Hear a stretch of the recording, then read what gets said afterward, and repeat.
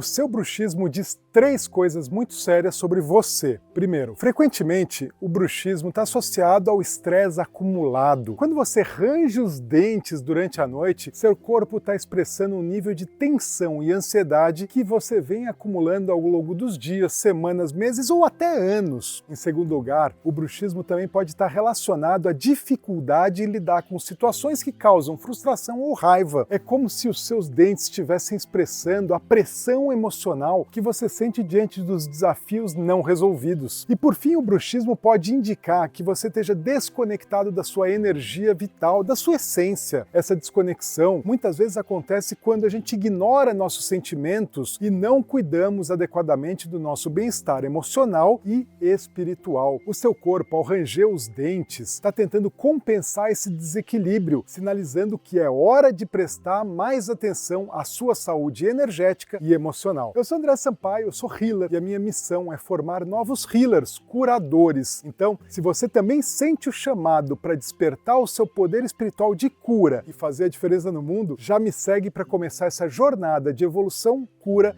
e transformação.